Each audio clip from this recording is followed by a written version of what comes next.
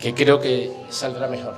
Bueno, bájale un poco, no, baja un poco ahí, por favor, el principal, ¿vale? Yo creo que se me escucha bien así. Bueno, buenas tardes a todos, gracias por venir a esta penúltima sesión de Ciencia en Boulevard. Esta sesión se tenía que haber celebrado y pedimos disculpas al ilustre conferenciante la semana pasada, pero había un problema con las sillas.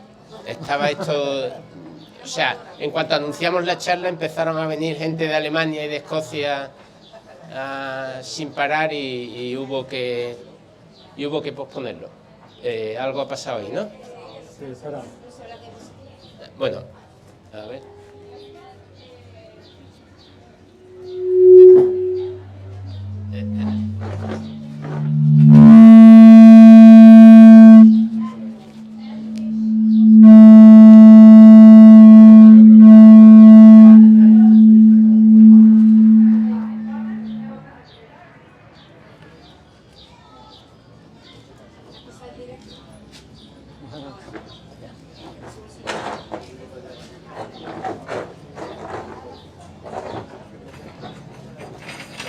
Esto no está bien, ¿no?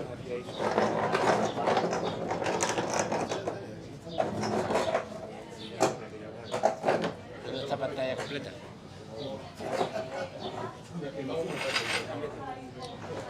Ahora, ¿qué necesitáis? Que salga ¿Qué pantalla completa. Sí, ahora. El envío.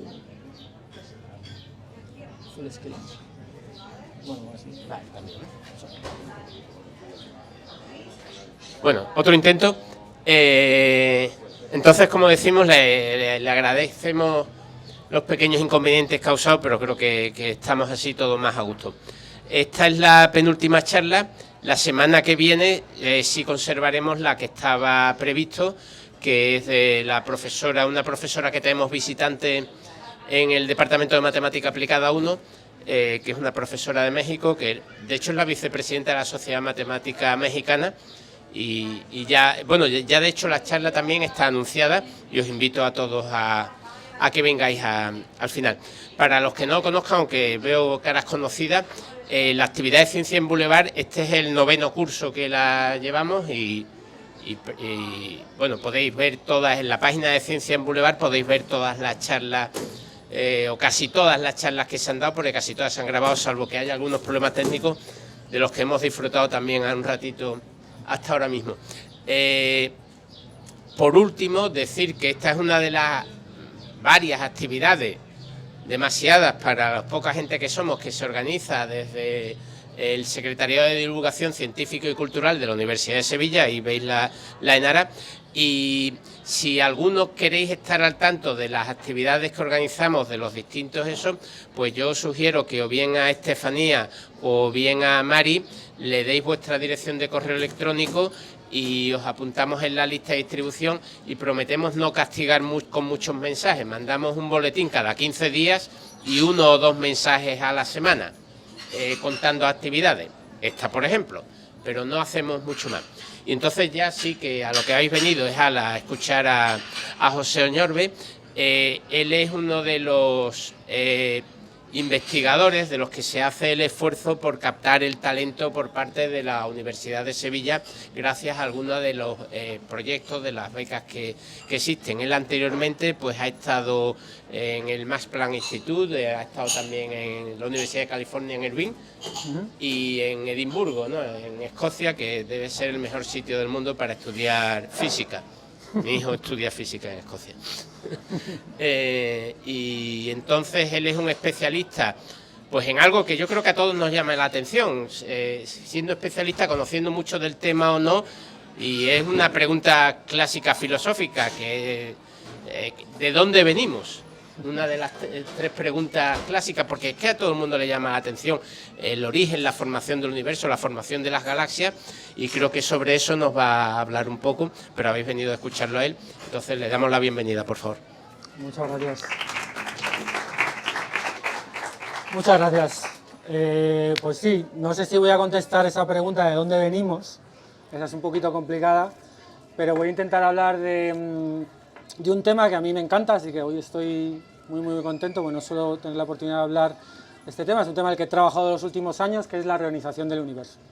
¿Vale? Entonces, lo que voy a intentar con esta charla es contaros, que entendáis en qué consiste la reionización del universo, qué proceso es el proceso de la reionización del universo, porque es importante y quizá una parte muy interesante, cómo lo estudiamos, ¿vale? Cómo podemos aprender cosas sobre este proceso cosmológico, ¿vale? Así que bueno, voy a intentar que sea una charla para que haya tiempo para preguntas al final, pero si tenéis preguntas durante y me queréis interrumpir, por mi parte yo no tengo ningún problema, ¿vale? Bueno, entonces, este es un poco el índice que voy a llevar para que lo tengáis en la cabeza. Os quiero contar, hacer un muy breve resumen de qué es lo que entendemos por el Big Bang, el modelo del Big Bang, qué es la reionización, cómo podemos estudiar el proceso de la reionización, y en concreto os voy a hablar del bosque de Lyman alfa, y luego os voy a decir qué es lo que hemos aprendido de los datos que hay, qué es lo que sabemos de la reionización, ¿vale? Con un par de números y un par de cosas. Y espero que os llevéis algunas ideas generales para casa, ¿vale? Entonces vamos a empezar con el Big Bang.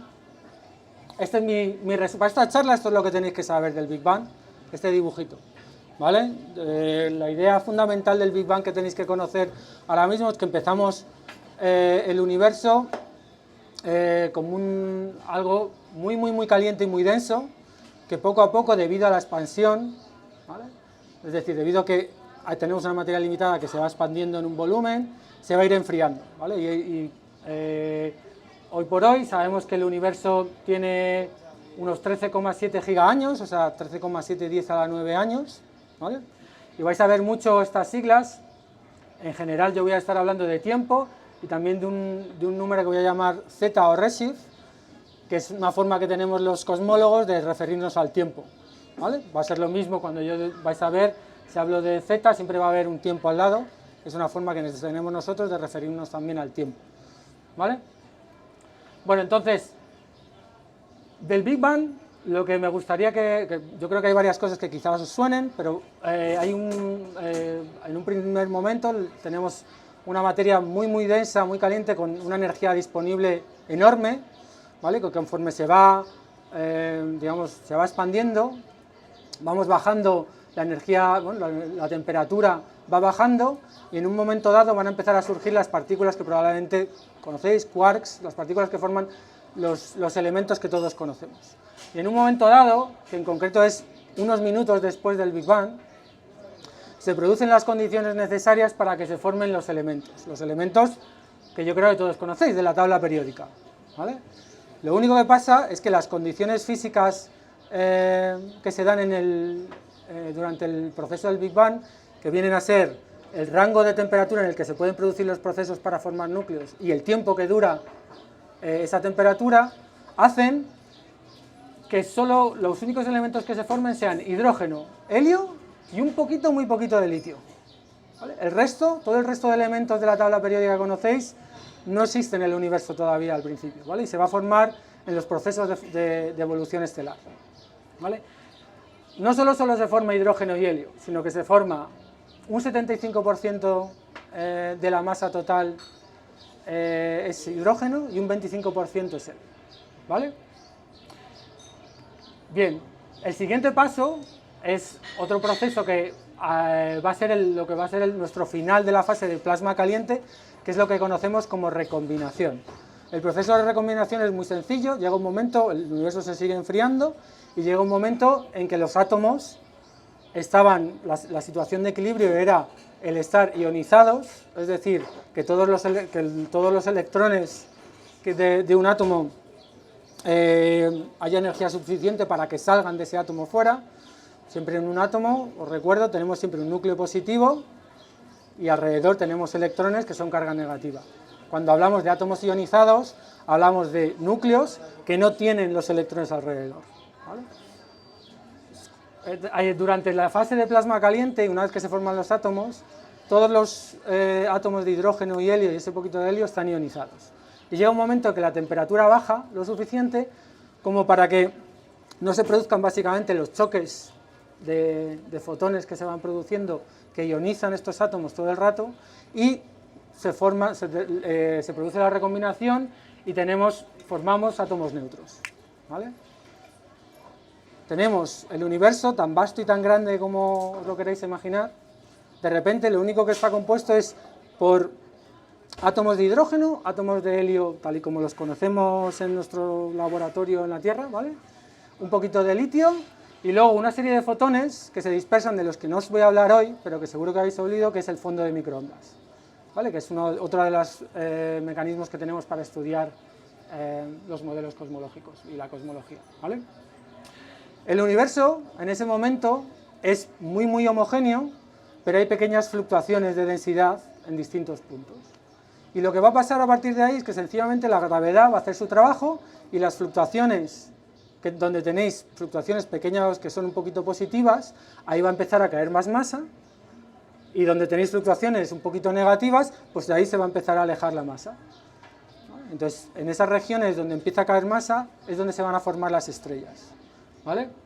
Y esa es la siguiente fase, que aquí un poco después de la edad oscura es ese periodo en el que todavía está todo colapsando.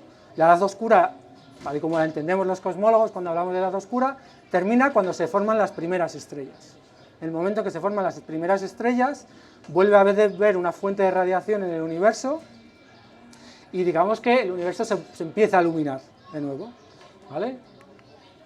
En un momento dado, y esto ya os lo adelanto, llega un momento en que la cantidad de galaxias o la cantidad de estrellas dentro de esas galaxias es suficiente como para reionizar el hidrógeno. Es decir, se producen suficientes fotones, suficiente energía, como para que todos los átomos del universo estén reionizados, ¿vale? Entonces, si me preguntáis, si alguno tenía la pregunta de, ahora mismo, si yo considero hoy en día el universo, si yo cojo al azar un átomo en el universo, ¿va a estar ionizado o no? Sí, está ionizado, ¿vale?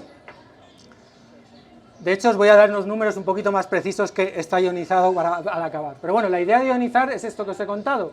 Tenemos un átomo de hidrógeno neutro al que le va a incidir un fotón, este simbolito es el que solemos usar para los fotones, y se va a producir un átomo de hidrógeno ionizado y un electrón, ¿vale? Obviamente para esto necesitamos que el fotón tenga la suficiente energía como para sacar al electrón del átomo, ¿vale? Bueno, entonces, es interesante hablar de galaxias porque estas primeras galaxias, ¿no?, van a ser las encargadas de reionizar el universo. Y si tenemos la posibilidad de medir cómo están ionizados o no los átomos del universo, podemos intentar calcular cuánta radiación están produciendo todas las galaxias en el universo, ¿no? Entonces, aunque en estos picos de densidades donde vamos a tener nuestras galaxias, y es probablemente las fotos bonitas que habéis visto en general de astrofísica, son de esos picos de densidad donde se producen estrellas y galaxias, en realidad el medio intergaláctico en volumen es el 95% del volumen del universo, es decir, en el 95% del volumen del universo no hay galaxias, hay materia, ¿vale? Pero obviamente ahí no se está produciendo radiación. Entonces, si yo quiero decir si un átomo de hidrógeno de media está ionizado o no, no me puedo basar en los átomos que hay cerca de una galaxia, porque obviamente esos tienen estrellas cerca, necesito estudiar el medio intergaláctico. Y el problema del medio intergaláctico es que las densidades son muy bajas y no está emitiendo radiación, no emite básicamente, como la energía a la que está es muy baja, no está emitiendo nada que nosotros podamos captar. Entonces es un reto observacional y teórico el intentar poder obtener información del medio intergaláctico. Entonces, aquí os voy a poner un vídeo en el que básicamente os va a mostrar cómo pensamos hoy en día, o el modelo de cómo pensamos que se produce la reionización en el universo. Vais a ver básicamente una caja, un volumen que está oscuro, y conforme se empiecen a formar las primeras estrellas y galaxias, se van a ir creando pequeños picos de luz que van a ir creando burbujas dentro de lo que sería el volumen del universo, que simbolizan, digamos, las regiones que se van ionizando, ¿vale? Estas son simulaciones que se hacen por ordenador, luego os voy a contar un poquito más, pero para que veáis, esta es un poco la idea que tenemos de cómo debe ocurrir el proceso de reionización del universo, y obviamente esto depende de exactamente el modelo cosmológico que tengamos, de las fuentes, es decir, de cuántas galaxias tengamos y cómo se formen, y de cuánta radiación estén emitiendo estas galaxias, ¿vale? Entonces, a ver, no quiero poneros el vídeo otra vez. Lo que os quiero contar ahora, y va a ser el núcleo de mi charla, es uno de los métodos que a mí me parecen más interesantes para estudiar o intentar obtener información de este medio intergaláctico. Es decir, no de las zonas donde hay galaxias, sino de las zonas alrededor, esas zonas de baja densidad, ¿vale? Entonces, para eso os tengo uno de los métodos que hay, que es uno de los que es el bosque de Lyman alfa.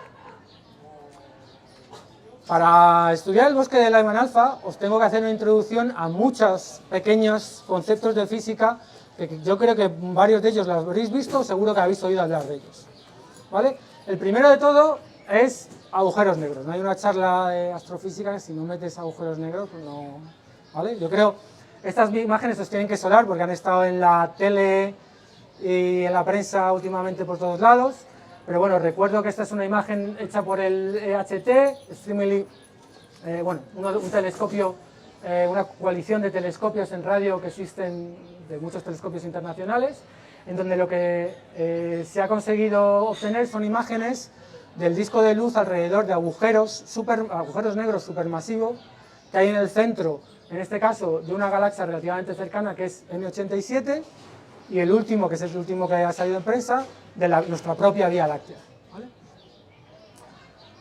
Os tengo que decir que estos son los datos que tenemos de las galaxias que tenemos, digamos, más cerca, que es la nuestra y, por ejemplo, M87. Pero, en teoría, lo que nos dicen muchos datos y muchas observaciones es que en el centro de las galaxias esperamos encontrar siempre, o de momento siempre, vamos a decir, como los físicos, agujeros negros supermasivos, ¿vale? Cuando digo supermasivos estamos hablando de agujeros negros que tienen masas de 1 millón de soles, ¿vale? Bien, un cuásar es un agujero negro, pero en el que está cayendo gas, ¿vale? Es decir, cuando cae gas a un agujero negro, ese gas se calienta, se produce una cantidad enorme de energía que se radia, ¿vale? A eso es lo que se le llama cuásar, o también a veces se le llama como agujero negro activo, ¿vale? Menos mal, de hecho, gracias, los agujeros negros que tenemos cerca obviamente no son activos. ¿Por qué es buena señal? Porque estos cuásares, que estamos hablando de cosas que básicamente ocupan, agujeros negros ocupan regiones muy pequeñas en escalas cosmológicas, ¿vale? Estamos hablando de algo que ocupa unos pocos parsec. Cuando están activos, emiten entre 1000 y 10.000 veces más luz que la propia galaxia, ¿vale? Así que eso hace que podamos detectar cuásares mucho más lejos que las propias galaxias, ¿vale? Porque son muchísimo más luminosos. Obviamente para eso necesitamos que estén activos, no nos valen que estén como estos de aquí, sino que necesitamos que estén activos, ¿vale? Entonces, lo primero para entender el bosque de Lyman alfa es que vamos a usar nuestra fuente de luz, la que vamos a detectar con los telescopios en la Tierra, va a ser cuásares, ¿vale? Y esos cuásares, lo interesante de todo esto es que de esos cuásares no nos interesa exactamente la luz intrínseca del cuásar, sino que lo vamos a usar como faro. Lo que vamos a intentar aprender es qué nos dice la luz que nos llega de el camino que ha recorrido la luz entre el cuásar y nosotros, ¿vale? Y entonces, lo que voy a hacer es enseñaros un vídeo, y este vídeo os lo voy a enseñar 2 o 3 veces. Y os voy a ir explicando cada cosa, así que no os preocupéis si ahora va muy rápido, no se entiende. Lo que tenéis aquí es, esto es el color o la longitud de onda de la luz. La luz, yo supongo que sabéis que se puede descomponer. Por ejemplo, la luz del sol la podemos descomponer y tenemos la luz blanca, la descomponemos en colores, pero eso ocurre con cualquier digamos, espectro electromagnético, en el sentido que tenemos radio, tenemos infrarrojo, tenemos rayos X, tenemos radio gamma, todo se puede descomponer, ¿no? Entonces, cuando nosotros obtenemos la luz de un cuásar, podemos descomponerla igual que descomponemos la luz en colores. Entonces, si nosotros hacemos eso en un cuásar, lo que nos sale es un espectro, y este es el espectro típico de un cuásar, ¿vale? De momento solo quiero que os quedéis con eso. Y lo que este vídeo lo que os muestra es qué es lo que pasa conforme la luz sale del cuásar y llega hasta nosotros, ¿vale? Lo que quiero que os fijéis, sobre todo, van a pasar varias cosas, ¿vale? Entonces, la primera vez que os pongo el vídeo, quiero que os centréis en esta parte de la derecha, ¿vale? Donde van a pasar menos cosas, ¿vale? Pero bueno, ¿vale? La luz sale del cuásar, está viajando, y si os fijáis sobre todo en la parte de la derecha, lo que estáis viendo es como que la luz se está moviendo hacia longitudes de onda más grandes, ¿vale? A eso se le llama corrimiento al rojo, y os voy a explicar ahora qué es, ¿vale? Es uno de los efectos que se producen por la expansión del universo. Vamos a ver eso y luego os vuelvo a... Uy, vuelve a pasarme que no... A ver. Vale, ya está. Bien, quiero solo contaros... Habéis visto que a la izquierda pasaban otras cosas. No os preocupéis por eso, que eso os lo cuento en la siguiente diapositiva. Vamos a empezar a explicar cómo se entiende eso de que el espectro se mueva. Bueno, lo que ocurre cuando un objeto emite luz y está muy lejos, es que tenemos que tener en cuenta dos cosas. La primera es que cuanto más lejos esté de nosotros, menos luz nos va a llegar, ¿no? Si yo tengo una pantalla, digamos, mi mano, ¿no? Y yo cada vez pongo la luz más lejos, la cantidad de luz que yo capto de esa bombilla cada vez es menor, ¿no? Lo que tenéis aquí es un espectro típico, no de un cuásar, sino de una galaxia, y lo que he hecho es moverla a cada vez más lejos.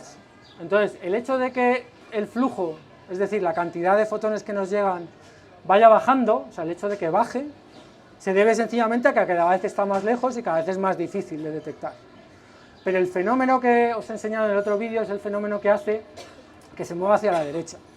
Y ese fenómeno se conoce como corrimiento al rojo y se produce precisamente por el fenómeno de la expansión del universo, ¿vale? La expansión del universo lo que hace, si queréis pensar en fotones, los fotones son los que nos traen información de la luz, un fotón tiene una longitud de onda característica. Por ejemplo, el fotón del violeta está en torno a los 400, una longitud de onda de 400 y algo nanómetros, ¿vale?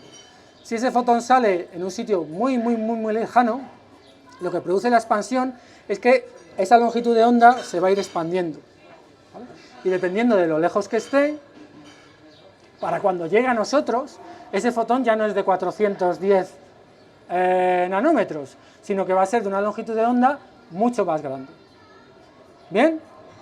Entonces, eso explica por qué cuando la luz estaba viajando del cuásar, veíais como esos picos característicos del espectro del cuásar se iban moviendo hacia la derecha. Bien, podéis imaginar, si ponemos un sistema, esto es lo que está simulando es un poco la expansión del universo, tenemos galaxias que emiten, vamos a suponer que cada uno de esos puntos es una galaxia, nosotros vamos a ponernos en el centro, que somos los que estamos captando luz, ¿no? Si las galaxias más o menos tienen el mismo espectro, es decir, están emitiendo más o menos lo mismo, lo que va a pasar es que el fotón que se emite va a tener una longitud de onda, la que sea, pero conforme se emita, dependiendo de cuándo se haya emitido, dependiendo de la cantidad de tiempo y distancia que haya tenido que recorrer ese fotón hasta llegar a nosotros, pues va a tener una longitud de onda más grande, ¿vale? Entonces, vamos a ver ahora otra vez el vídeo. Entonces, el hecho de que todo, digamos, estos fotones se estén moviendo a la derecha, sencillamente lo que está simulando es, si nosotros pusiéramos de repente un detector donde ahora mismo está la flecha, eso es lo que nosotros detectaríamos, ¿vale? Con lo cual, lo que detectamos, por ejemplo, si nosotros tuviéramos, la Tierra estuviera ahí y tuviéramos un telescopio, esto sería lo que detectaríamos en nuestro telescopio, ¿vale? Entonces, ahora lo que quiero que os fijéis es en esta parte de la izquierda. Esta parte de la izquierda, lo que estáis viendo son como unas líneas de absorción que se van produciendo conforme la luz va viajando por el medio intergaláctico, ¿vale? Entonces, lo que quiero contar es de dónde vienen esas líneas de absorción. Bueno, volvemos a lo mismo. La luz que nos llega de una fuente, es lo que os he contado, se puede descomponer en luces monocromáticas, ¿no? Si pensamos en la luz blanca, la podemos descomponer en los colores, pero tenemos dos tipos. Cuando hablamos de espectros, en astrofísica, bueno, incluso en física en general, tenemos dos tipos de espectros. Espectros de líneas de emisión y espectros de líneas de absorción, ¿vale? Si yo tengo un material muy caliente y muy denso, como por ejemplo el Sol emite fotones en prácticamente todas las longitudes de onda. Entonces, bueno, el núcleo del Sol, ¿vale?, para ser precisos, emite fotones en todas las longitudes de onda, ¿vale?, y nos da un espectro continuo, ¿vale? Si yo tengo un gas caliente, pero no tan caliente ni tan denso como el Sol, lo que obtengo en general es un espectro de líneas de emisión, que lo que me está hablando es de la composición de ese gas.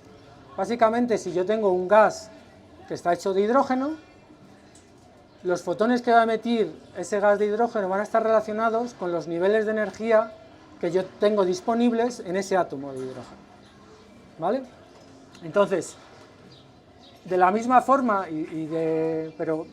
podemos hablar de un espectro de absorción, que sería, si tenemos, por ejemplo, un núcleo de una estrella que pasa por un gas frío, lo que se produce es el espectro continuo que nos daría la estrella, pero se produce una absorción, unas líneas de absorción que van a estar ligadas a la composición que tenga ese gas. Es decir, ese gas solo va a poder absorber fotones de unas determinadas energías, no puede absorber todos.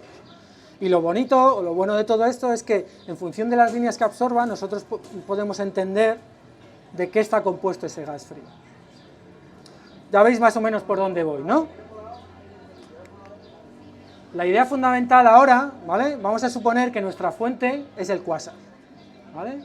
Si nosotros viéramos el cuásar directamente, es decir, si nuestro telescopio estuviera aquí, lo pudiéramos directamente, veríamos un espectro prácticamente continuo, con matices, pero para el propósito de esta charla, continuo, ¿vale? Sin embargo, cuando pasa por el medio interestelar, o sea, por el medio intergaláctico, lo que vemos es el espectro continuo del cuásar, pero donde se han producido una serie de líneas de absorción. Esas líneas de absorción nos están hablando de la composición de lo que había, de lo que se ha encontrado la luz en el medio intergaláctico, ¿vale?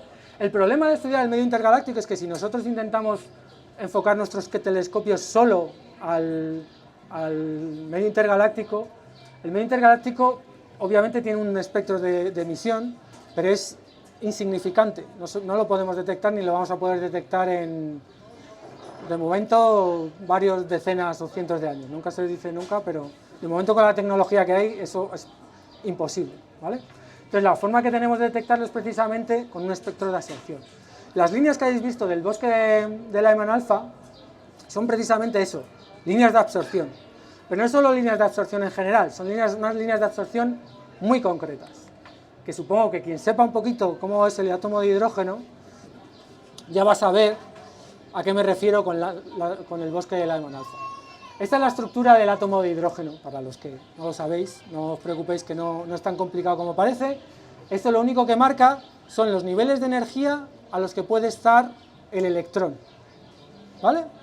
Nosotros, acordaos, tenemos un núcleo cargado positivamente y tenemos un electrón que está, digamos, pegado a nuestro átomo. El electrón puede estar a distintos niveles, pero no puede estar en cualquier nivel, ¿vale?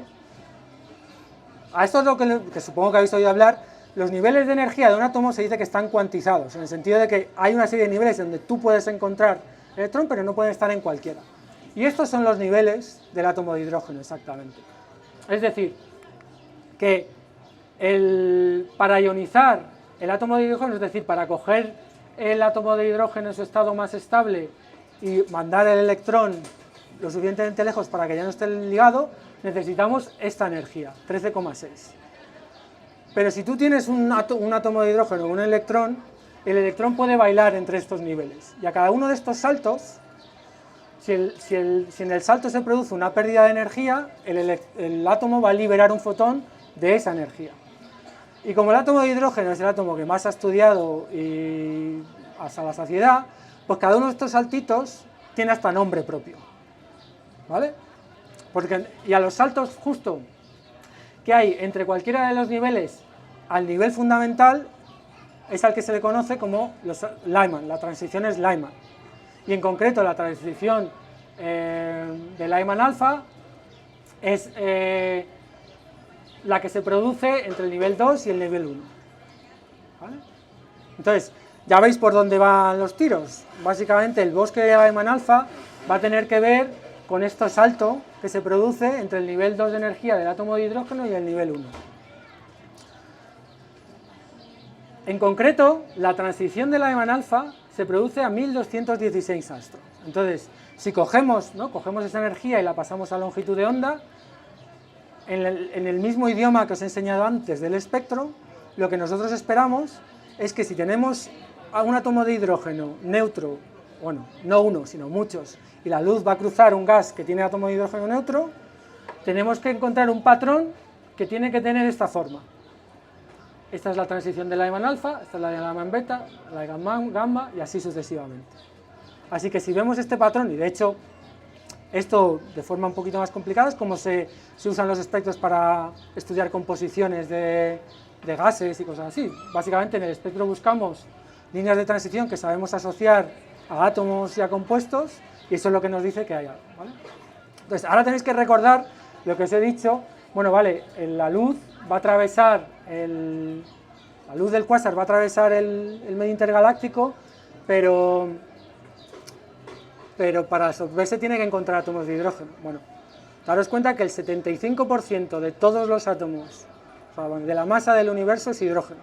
Entonces, si hay algo en general que puedes apostar, que puedes detectar en astrofísica, es hidrógeno. Y si no detectas hidrógeno, lo normal es ya no intentarlo con el resto, porque entonces va a ser mucho más difícil, ¿vale? Entonces, si ahora vemos el vídeo, lo que quiero que veáis es que conforme el espectro de Schwarzschild se produce esta corrección, ese corrimiento al rojo, conforme va pasando por nubes de gas neutro, vais a ver que se produce el patrón de absorción que estamos buscando. ¿Vale? ¿Veis? Ahí, cada uno de estos patrones que se produce es una nube distinta que la luz del cuásar está atravesando. ¿Vale? Obviamente, cuando yo me refiero a Lyman alfa, me estoy refiriendo a este cacho porque esta es la transición de Lyman alfa. Aquí tenéis Lyman beta, Lyman gamma y el resto de transiciones de las que obviamente es análogo, pero no vamos a hablar hoy. ¿Vale? Bien, pues eso es lo que observamos y lo que intentamos estudiar cuando observamos el espectro de los cuásar y queremos estudiar el medio intergaláctico. Intentamos observar el mayor número de cuásares posibles, cortamos el cacho que sabemos que corresponde al bosque de Lyman alfa y vemos qué es lo que vemos ahí. Y de nuevo tengo que pasar a ver. Vale. ¿Qué nos dicen las observaciones? Bueno, antes de que yo os diga nada, os voy a enseñar 3 cuásares característicos. Este de aquí arriba está muy cerca, en términos de cuásares, que son todos, están relativamente lejos, está muy cerca de nosotros. Su luz la emitió cuando el universo tenía 9, gigaaños. Este es cuando el universo tenía 2,26 gigaaños. Y este cuando el universo tenía 0,288 gigaaños. Con lo que os he contado, yo espero que si ahora os digo que esto cuando vemos esto, enseguida, cuando se observó esto en los cuásares que se medían, lo primero que saltaba a la vista es lo que parece aquí es que el universo ahora mismo está ionizado porque la luz del cuásar no se está encontrando casi con nubes de gas neutro y sin embargo conforme vamos viendo cuásares más lejanos y por tanto que su luz se emitió hace mucho más tiempo, empezamos a ver más y más absorciones hasta que básicamente hace 0,288 gigaaños tenemos básicamente una absorción casi completa de la luz. Básicamente la luz que nos llega de un cuásar a la izquierda de la transición de Lyman alfa no nos llega nada, está prácticamente toda absorbida. ¿Vale? Entonces, cualitativamente, creo que no tengo que sacar una estadística muy complicada para que me creáis, ¿no? Si veis estos espectros, bueno, me tenéis que creer en que estos son los característicos. Pero si estos son los característicos, claramente ha habido una progresión de que el universo hoy por hoy está muy ionizado hacia un universo llegando a lo que llamamos, ¿no?, la edad oscura, ¿vale?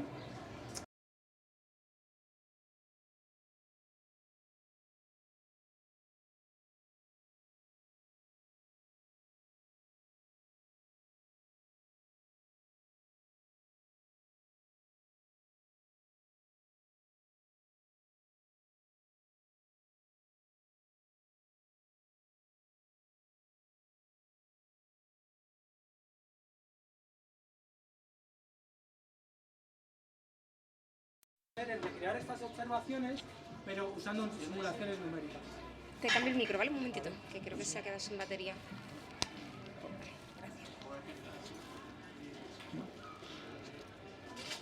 A ver si me apaño. Ay, sí. Sí se nota, sí. Vale. Una de las cosas, bueno, yo me dedico un poco a conseguir esos espectros de cuásares, a pedir tiempo en telescopios y conseguirlo, pero fundamentalmente me especializo en hacer estas simulaciones numéricas y recrear las observaciones para poder comparar, ¿vale? Lo que queremos, no me vale, para hacer estos cálculos no me vale este ordenador portátil que tengo aquí, necesito ordenadores enormes, ¿vale? Y este es el tipo de ordenadores que he usado para de hecho, a ver, sí, para mis cálculos. Perlmutter es un ordenador en el Baker National Laboratory, el Mare Nostrum es básicamente el ordenador más potente que hay en España, que está en Barcelona y que de hecho está hecho, esto no es un Photoshop, está hecho dentro de una iglesia. Además es curioso porque el ordenador este de Perlmutter, esta visualización que veis aquí es de una de nuestras simulaciones que hemos hecho, que la han usado para hacer este panel de aquí así chulo. Pero bueno, para hacer estas simulaciones hace falta obviamente mucha potencia de cálculo, usamos no ordenadores de estos, sino salas llenas de ordenadores. Y lo que hacemos es, o lo que nos interesa, como podéis imaginar, sin entrar en detalles, es pues cambiar el modelo cosmológico y ver qué pasaría si yo cambio el modelo cosmológico y no es este modelo, sino que lo cambio un poquito por otro que a mí me guste más, ver si seguiría viendo lo mismo.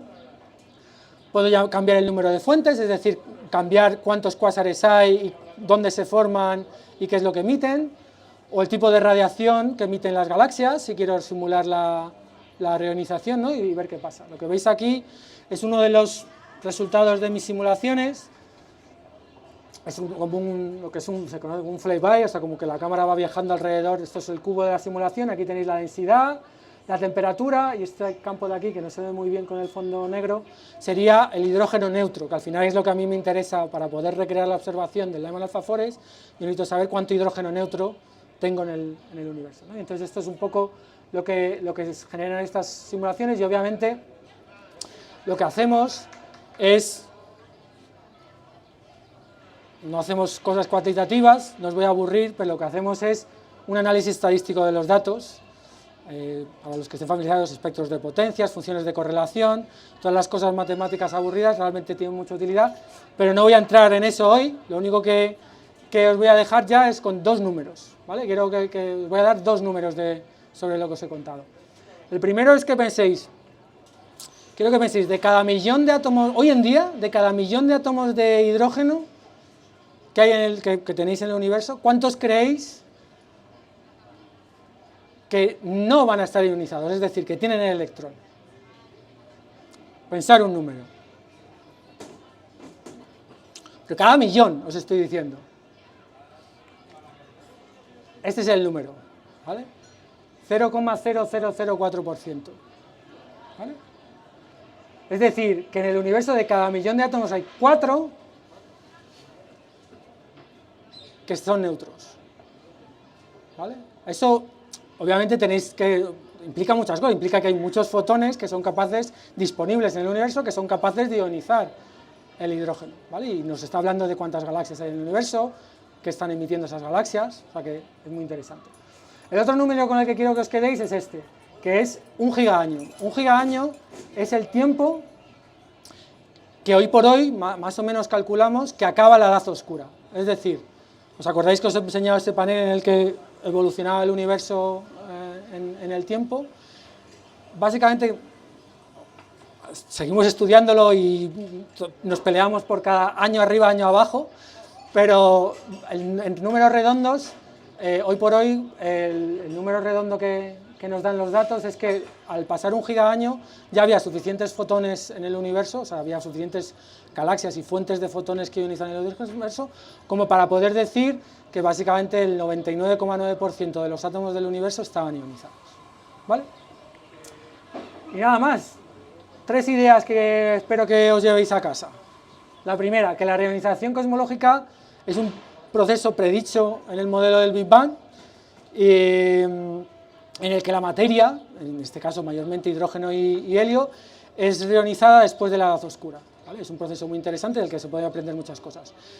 Es un proceso muy difícil de estudiar, porque hay que hacer análisis estadísticos de un volumen, bueno, de una región que prácticamente no emite y de la que necesitamos, no nos vale un cachito, tenemos que hacer análisis estadísticos porque no sabemos si a lo mejor solo medimos un cachito pequeño del universo, a lo mejor ese cachito en concreto pues tiene una propiedad que no es la general, ¿no? Y luego hay otras muchas formas interesantes de hacerlo, de estudiar el medio intergaláctico, que no es sencillamente apuntar y recibir la luz. Os he hablado hoy del bosque de Lyman alfa, pero hay otras, por ejemplo, el fondo de microondas cosmológico también nos da información sobre la organización. La transición de 21 centímetros del hidrógeno en el rango de frecuencias del radio es otro de los hitos en el que ahora se está trabajando mucho, y estoy seguro que de aquí a unos años va a empezar a aparecer artículos y veréis artículos en la prensa sobre este tema. Y bueno, básicamente es un tema que hoy por hoy, sobre todo en los últimos años y en los próximos años, está habiendo un montón de descubrimiento, un montón de avances, y yo estoy encantado de trabajar en ello. Así que nada, si tenéis alguna pregunta sobre todo lo que os he contado, pues estaré encantado de contestaros.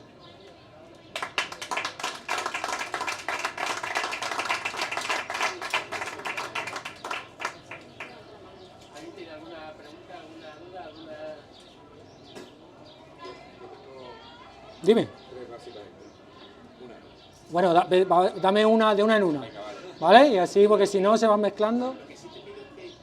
Yo repito la pregunta, ¿vale? Me ha llamado la atención que has dicho que el Sol emite fotones en todas las longitudes de onda, pero el Sol está bueno, en casi todas, en muchas. Está compuesto básicamente de hidrógeno y helio. Sí, a ver, ahí a lo mejor me he pasado, me he dejado llevar.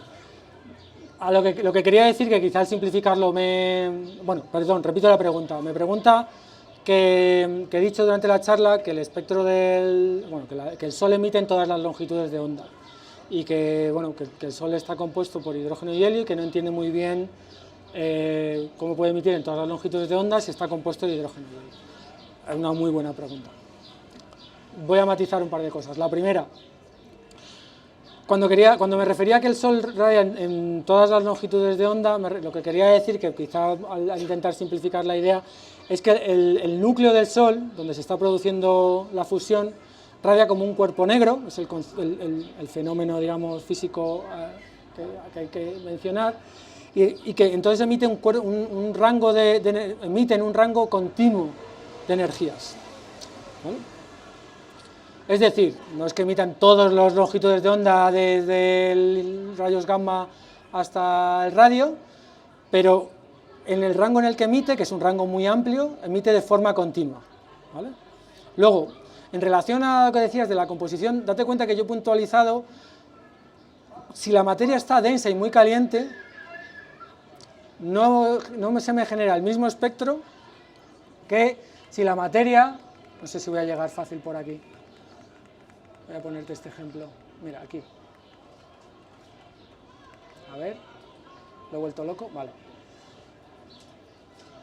Cuando yo estaba hablando de un espectro continuo como el núcleo del Sol, me estaba refiriendo a esto, a algo que está muy denso y es muy caliente. Es una forma, digamos, simplificada de decir, que he puesto ahí, de decirte algo que como físico yo llamaría cuerpo negro, ¿vale? Entonces, un cuerpo negro no se comporta, o sea, cuando tienes una situación cuando tienes un objeto que cumple las propiedades de cuerpo negro, ya no tienes un objeto que se comporta, vamos a decirlo como que esté compuesto de hidrógeno y helio, es otra historia, ¿vale? ¿Sí? Vale. Ok. Sí, verá, el tema del cuerpo negro, sí. ¿No? Sí, eso, bien, perfecto. Segunda. La segunda era, hablas de la edad oscura. Probablemente yo lo haya entendido mal en otros lados donde lo he leído. Pero yo había leído que la edad oscura era en torno hasta los 300.000 años, que era donde los fotones no eran capaces de escaparse por la densidad y por el No, porque... Pero tú hablas de un gigaño, entonces... No, pero no es lo mismo. Repito la pregunta. Me pregunta que la edad oscura... ¿puedo preguntarte tu nombre? Sí, Manuel. Manuel había oído que normalmente acababa en los 300.000 años, es decir, cuando yo he mencionado que se produce el proceso de recombinación, y no el gigaaño, digamos, que menciono de acabar Ahí te tengo que decir que no es así. La edad oscura en cosmología astrofísica es justo la era en la que básicamente no hay fotones viajando que no sean los del fondo de microondas. ¿Vale? Entonces, esa era básicamente es justo desde la recombinación, es decir, desde los 300.000 o, si usas los números hoy en día un poco más ajustados, 275.000, ¿vale?, al gigaaño. Y eso sí que es seguro, porque no se puede hablar de edad oscura cuando se está produciendo antes de la recombinación, porque en el fondo en ese momento, pensar en que pondríamos un telescopio en ese momento en el universo no tiene sentido, pero ahí sí que hay fotones viajando de muchas energías. Yo entendí mal, o sea, no había fotones libres, entonces yo pensé edad oscura, no había fotones libres, ¿verdad? Vale, pero no... Vale, ok, tercera. Y la tercera, que es la pregunta, ¿por qué está ionizado el universo? O sea, has dicho al principio que el 95% Pues... de la materia no radia, Vale. ya ha habido tiempo para que se vuelva a desionizar. Exacto, me pregunta, es una pregunta muy buena, Manuel también, y me dice, ¿qué es lo que ioniza el universo? Si los números que he dado son verdad, ¿qué es lo que está haciendo que se ionice el universo? Porque, y además habla de una cosa que yo no he hablado, que es verdad que cuando se ioniza un átomo de hidrógeno, si hay electrones libres en el mismo medio, hay una probabilidad no nula de que un electrón se encuentre con otro hidrógeno ionizado y se junten y se queden pegados. Entonces me pregunta qué es lo que está haciendo, o sea, cómo puede ser que los átomos que se ionizan no se vuelvan a neutralizar, por así decirlo, ¿no? La respuesta a esa pregunta es porque si hay suficientes, porque las galaxias, bueno, la respuesta corta es porque hay suficientes fotones producidos en el universo y que se producen constantemente como para seguir, digamos, ionizando y mantener ese equilibrio de ionización. O sea, obviamente, si se hubieran producido muchas galaxias al principio, o sea, si se hubieran producido muchas estrellas al principio y ya no se produjeran, en un momento dado volveríamos al estado neutro, porque hay una probabilidad no nula de que un fotón de energía se junte con el átomo y se quede neutro. De hecho, puestos ya a extrapolar, si extrapolamos el universo y se va a seguir expandiendo y expandiendo y expandiendo, va a llegar un momento en el que la densidad bueno, primero la producción, no está claro qué será primero. ¿Qué caerá de primero? Si la producción de radiación o que el universo va a ser ya demasiado grande como para que nada se choque. Pero esa es básicamente la respuesta corta. Me voy a contener para la larga. ¿Más preguntas? Sí.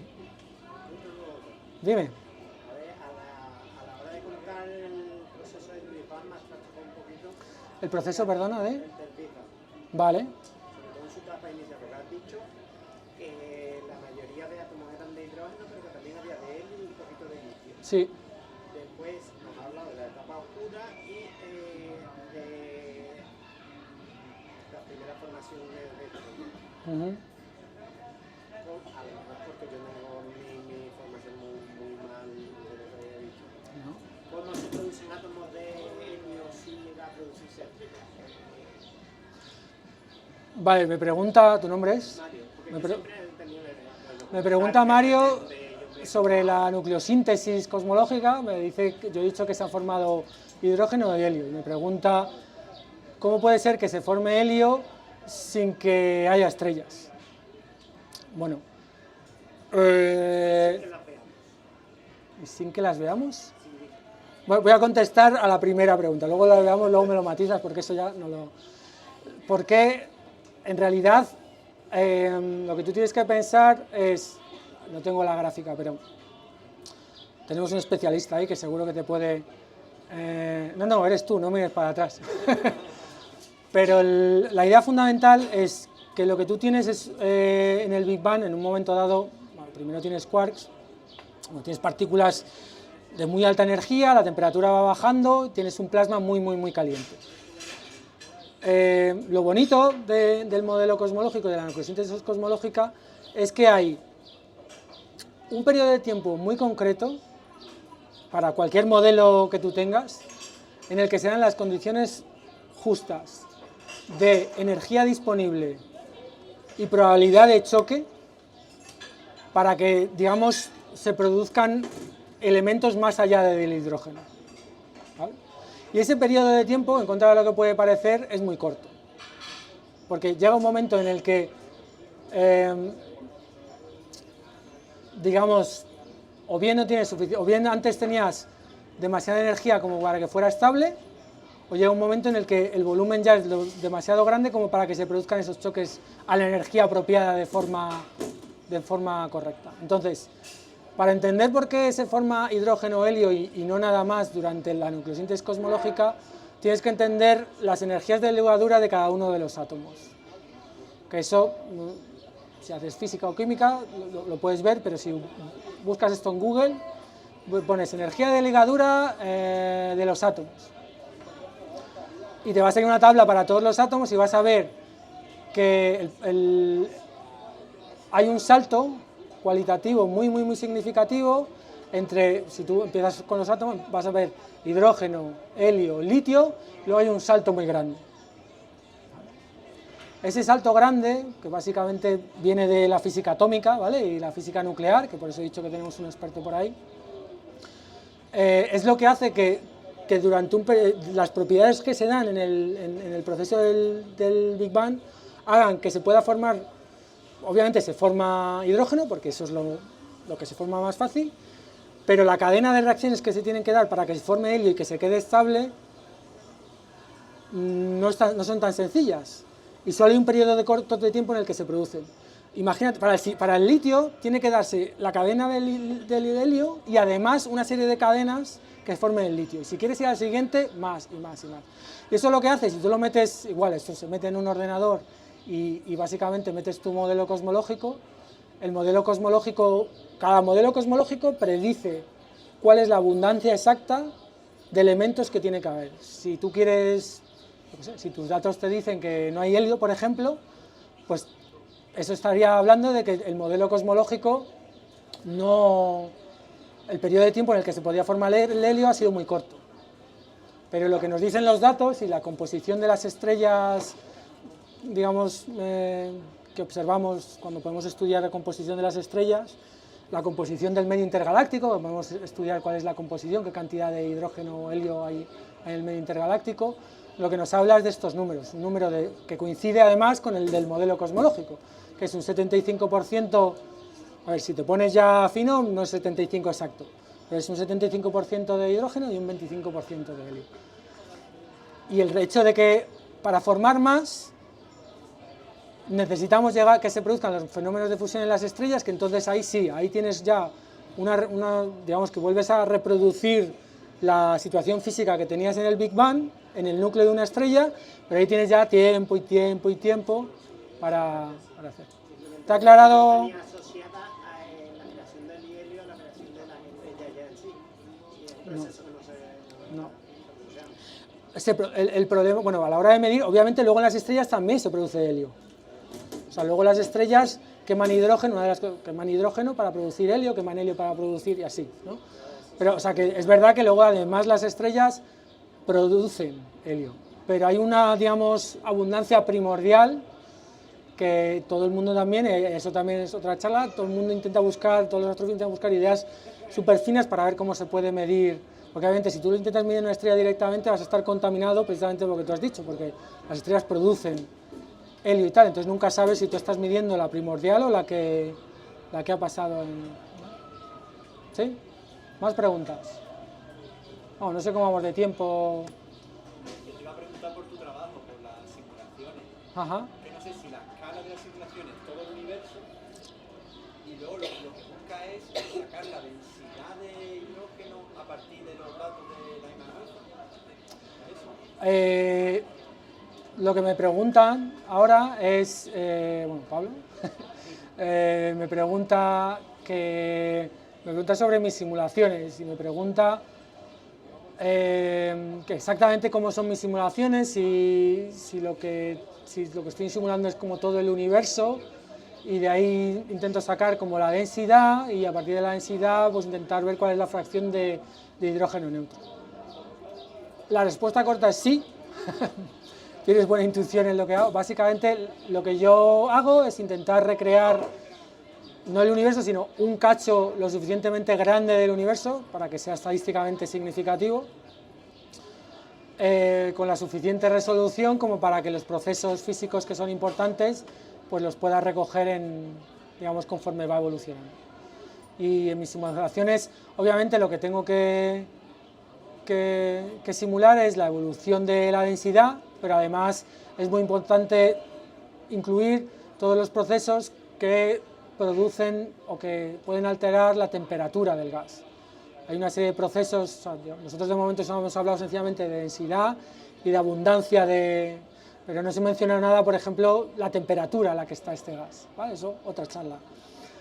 La idea es que del estudio de la estadística del bosque de Lyman alfa y de otros datos, podemos obtener información no solo de la abundancia, digamos que la abundancia de hidrógeno es lo primero que se hizo, y os he enseñado, digamos, de hecho, yo ya no hago, o sea, lo que yo hago ya no es abundancia de hidrógeno, porque eso ya básicamente se conoce y bueno, menos en ciertas regiones, a ciertas distancias concretas que a lo mejor todavía no hay datos y de repente hay datos nuevos, es algo que ya no es tan interesante, se conoce con bastante precisión. Pero se puede aprender muchas más cosas de las propiedades del gas del medio intergaláctico, por ejemplo, la temperatura. Y la temperatura nos puede estar hablando de qué fenómenos de radiación, digamos, energética han ocurrido en el universo.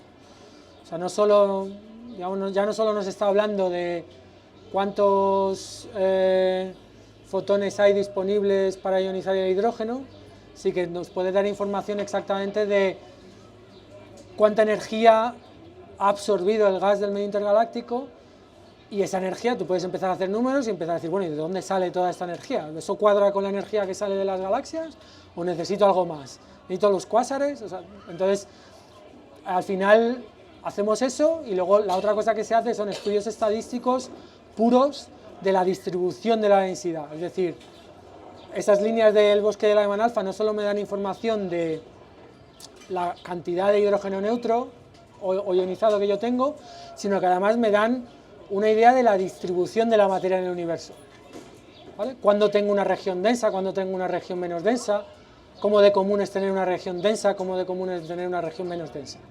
Si yo hago una estadística de eso, es decir, pues una función de correlación, un espectro de potencias, para los que suenan estas cosas, yo puedo eso compararlo con lo que me predice mi modelo cosmológico. Y de esa forma constreñir mi modelo cosmológico, es decir, este modelo puede ser, este modelo no puede ser. Y es una de las razones por las que se estudia el bosque de Lyman alfa, es no solo para estudiar la fracción de hidrógeno ionizado en el medio intergaláctico, es interesante estudiar la ionización. Una de las razones por las que se recibe también bastante dinero es porque es uno de los métodos que tenemos para estudiar el modelo cosmológico en sí, poder decir, este modelo sí que funciona, este modelo es imposible. ¿Sí? Dime. Sí. ¿Perdón? ¿De qué? ¿Qué tiempo le queda al universo? ¿Qué tiempo le queda? Bueno, le queda... A ver, bueno, tu nombre es... Manuel, vale, Manuel también. Manuel me pregunta que, hablando un poco de eso, de la energía que hay en el medio intergaláctico, que cuánto tiempo le queda al universo, o cuánto tiempo nos queda. ¿A dónde vamos? Bueno, el universo, los datos que tenemos ahora mismo, lo que nos dicen es que el universo va a seguir expandiéndose. Y de momento nada nos parece indicar lo contrario, va a seguir expandiéndose tal y como nosotros lo entendemos ahora mismo, nuestro mejor modelo, va a seguir expandiéndose y expandiéndose, expandiéndose. Te puedes imaginar, si quieres, podemos hacer como un ejercicio de qué va a pasar con el universo conforme esto vaya ocurriendo. Es muy fácil de ver, bueno, básicamente la idea es, el universo se va a expandir, nosotros tenemos una energía ya dentro, que puede estar en forma de estrella, puede estar en forma de materia, puede estar en forma de la radiación, pero la energía que hay está ahí, y no hemos encontrado ninguna cosa que saque energía de la nada. Entonces, conforme nosotros nos vayamos expandiendo, lo que va a pasar es que la densidad de energía, como el volumen aumenta, la cantidad de energía que nosotros vamos a tener va a ser muy pequeña. Entonces, lo que va a pasar es que las galaxias cada vez van a estar más aisladas. Por ejemplo, hoy en día, el gas que hay en el medio intergaláctico ha ido cayendo, va cayendo dentro de las galaxias, que hace de forma lenta, pero hace que haya gas nuevo para formar nuevas estrellas, y digamos que se sigan formando estrellas en las galaxias, y por eso haya todavía radiación para ionizar el hidrógeno. Eso en un momento dado no va a pasar, en un momento dado las galaxias van a estar tan distantes unas de otras y van a haber consumido ya todo el gas que había caído dentro de ellas, que ya no se van a poder formar más estrellas. Entonces, en un momento dado, digamos que el futuro que nos espera en muchísimos gigaaños, ¿vale? O sea, una cantidad ingente de tiempo, mucho más de lo que ha transcurrido hasta hoy en día, ¿vale? Sería, por lo que nosotros entendemos, un universo oscuro, ¿vale? Volver a un universo, a otra edad oscura. Eso es ahora mismo lo que nos dicen. Pero para eso queda muchísimo tiempo. No es para agobiarse. No es para agobiarse. Otra pregunta. ¿Cuánto supone el avance tecnológico el Gateway para todo este evento? ¿Eras? Mario. Mario me pregunta que qué supone el telescopio James Webb para todo este tema del que he hablado, o qué va a hacer. Buena pregunta. Tenía una slide y al final la he quitado. Pero bueno, te contesto. El James Webb es ¿conocéis el Hubble Space Telescope? ¿Os suena? Vale. El Hubble Space Telescope es un telescopio que se mandó hace ya 40 años, 50 años al espacio. Los 80, ¿no? 70, 80, sí, bueno. 40 años. Y que ha sido increíblemente exitoso. El telescopio ese cubre, como todos los telescopios, cuando leáis algo de un telescopio, los telescopios cubren un rango concreto de longitudes de onda. Tú puedes ser un telescopio que estudia las longitudes de onda del radio, o puede ser un telescopio que estudia las de rayos gamma, o, por ejemplo, como el Hubble Space Telescope, las del óptico. Digamos que, bueno, en general, el Space Telescope es un telescopio que se centra, llega un poquito a los lados, al infrarrojo y al ultravioleta, pero su objetivo fundamental era estudiar en el rango de frecuencias óptico. ¿Vale? Entonces, el James Webb es el Hubble Space Telescope, pero en el infrarrojo. ¿Vale? Es la misma idea que el Hubble Space Telescope, pero es un telescopio que se va a centrar en recoger luz en el infrarrojo. Entonces, podéis, si os suena ahora el tema del corrimiento al rojo, lo que nosotros hemos estudiado, por ejemplo, con el Hubble Space Telescope, como es en el óptico, si tú quieres estudiar cosas que estén muy lejos, tienes que pensar en algo que se emitiera en una luz muy azul, muy en el ultravioleta, que cuando haya llegado al Hubble Space Telescope esté en el óptico. ¿Vale? Por eso, si tú haces el cálculo, cuando os he enseñado los espectros, bueno, coincide que el Hubble Space Telescope es bueno para estudiar el rango de longitudes de onda que corresponde al bosque de Lyman alfa en redshift relativamente cercano. Lo mismo vamos a hacer con el James Webb, lo único que hay varios, por ejemplo, lo que va a hacer el James Webb es hacer lo mismo que el Hubble Telescope, pero corriendo un poco las longitudes de onda hacia la derecha. Y eso lo que va a hacer es que nos va a permitir observar, por un lado, galaxias aún más lejos. Es una de las primeras cosas que vais a ver, si todo va bien, en un año. El James va a empezar a batir récords y van a salir en los periódicos la galaxia más lejana detectada por el James Webb. Y va a ser precisamente porque se ha hecho para eso, para detectar esas galaxias. La otra cosa que va a hacer es cubrir un rango de espectros en el infrarrojo para cuásares que bueno, va a hacer que cubran unos redshift, o sea, unas distancias concretas de cuásares que a lo mejor antes no podíamos cubrir tan bien. Entonces, a la pregunta concreta que me haces, sobre todo, y lo vas a ver en muchos sitios, el James Webb, uno de los objetivos principales que tiene y una de las cosas primeras que seguro va a hacer es intentar observar lo que llamamos las primeras galaxias. Esas primeras galaxias que os he dicho que empezaron a iluminar el universo, bueno, pues en teoría el rango de frecuencias en el que va a poder observar el James Webb lo hace muy óptimo para detectar esas galaxias, que son muy difíciles, aunque se hace desde Tierra, cuesta mucho y es muy difícil, porque esas longitudes de onda desde Tierra no es tan fácil de ver, son muy tenues, y bueno, desde el espacio todo se hace mejor, en términos de astrofísica. Sí, es verdad, tú tenías... Si he entendido bien,